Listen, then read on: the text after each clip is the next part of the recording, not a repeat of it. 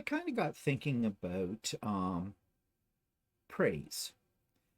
Praise that we get for things that we have done or we've created. Now, in our society, people get praised all the time for doing good works, doing charitable things. We praise elitist athletes. You put them on a pedestal because they are the top of their particular sport. We create heroes out of people who do things that really are questionable whether or not they're being heroes. And we, as creators of quilts or as quilters, we want to be on that bandwagon too, don't we? Yeah, come on. Be honest with yourself. Do you not like it when you give someone a quilt or you show something you have created? Aren't you not really tickled pink when somebody sings your praises, tells you how great it is, love your color scheme, love how you put it together, and all of that? Yes, we do. Of course, most of us then try to feel or at least put out the image that we're very humble about this. We don't turn around and say, damn right, this is good and you should appreciate it. We say, oh, really, it was nothing. Oh, thank you so much, for that. And we skip over it. It's almost like it's an embarrassing thing to have someone praise our work. But secretly inside of ourselves, at least for me, we want that praise. We want to be stroked, don't we? We want to be told that we've done something miraculous, that we've done something outstanding, and that we're really good at this. And that spurs us on to be more creative again. But there are people who every now and then let the air out of our sails, don't they? And sometimes it's legit. Sometimes it is a criticism we need to like suck it up, take it, right? It hurts, but secretly there are some comments people can make that we've already realized, yeah, they're right about that, and we have to admit it to ourselves that they are. But there's really, I think, three types of people, or three types of people that give us praise, and each type of praise they give us is on a little different scale. So, what I mean is, there are those people who will always say something good about everything. They're the kind of people that wouldn't say crap if their mouth was full of it, right?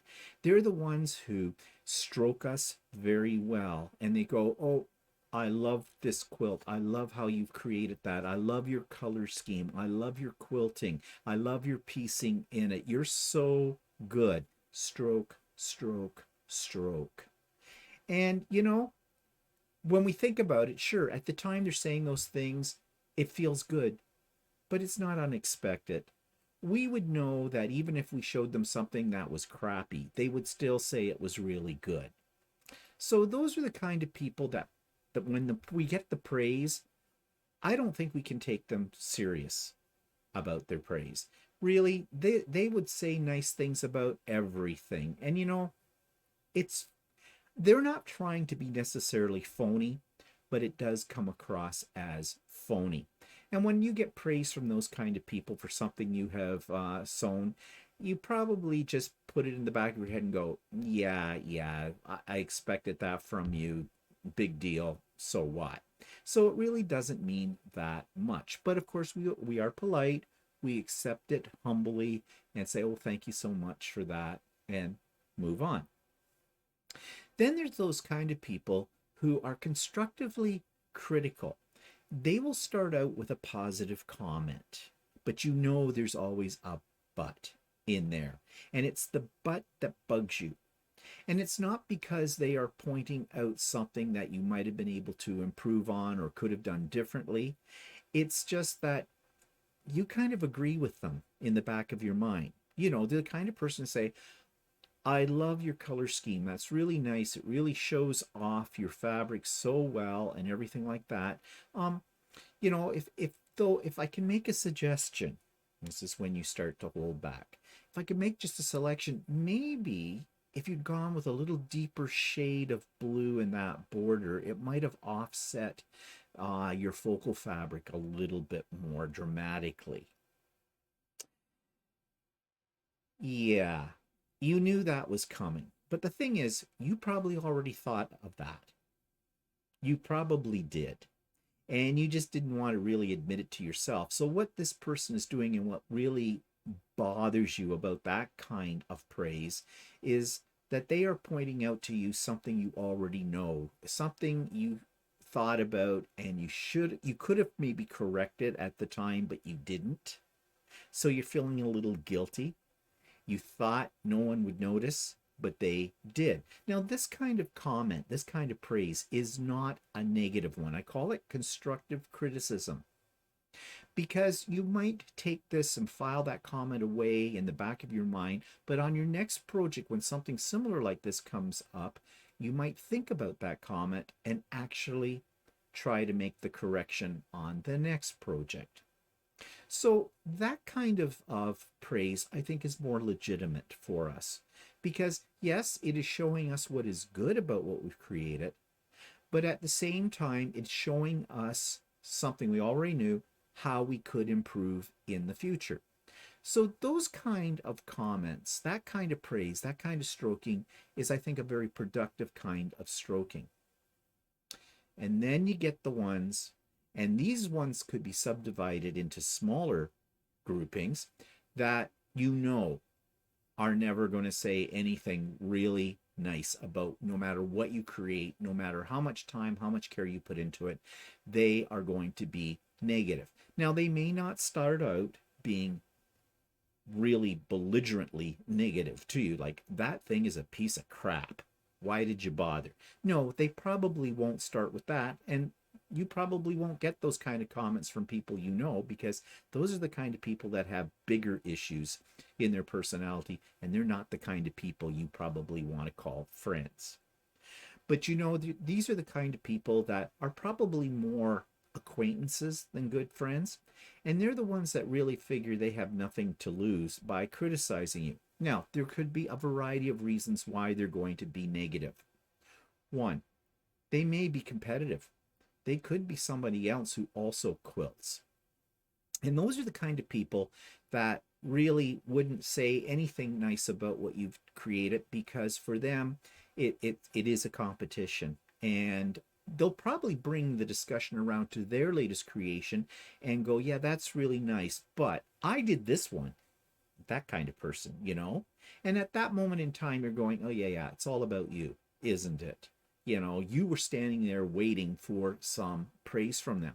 And those are also the kind of people you think you want praise from what you've done, because you know they're always negative. So if they say something nice and don't put a but in there, or even redirect the conversation to something they've just created, you feel really good, because obviously they couldn't find anything bad to say about what you have done.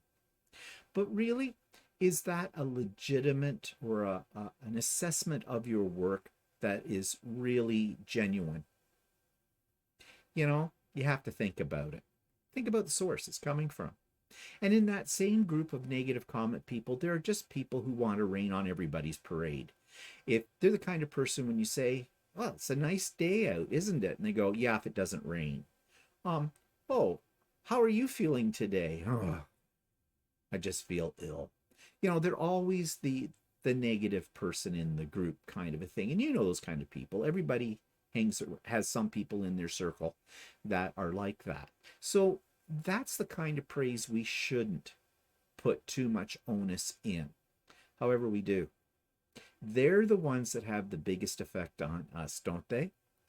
For example, when you show something, say on YouTube or on Facebook, you could have 100 positive comments about what you're showing, your creation, and one negative comment. Do you focus on the 100 good ones? No. What do we focus on? We focus on the one negative one. And that will pierce us right through the heart. Our logical mind says we shouldn't put any onus on it. We shouldn't even consider it. We had 100, one bad one. Hey, that person is out of line. But no, no. We focus on it, and it hurts us, and we dwell on it, and it eats away at us, doesn't it? It does. It really does. It does for me. And even though I know better, I still let it hurt. So, how do we handle praise? Or how do I handle it when I get it? I hope I'm handling it graciously. Some people handle it by undercutting themselves, going, "Oh no, really?" And then they start pointing out their mistakes, or they try to undercut that positive information they're getting from somebody else about something they have created and undercut it, slash it. We're our own worst critics. Don't do that. Accept it graciously.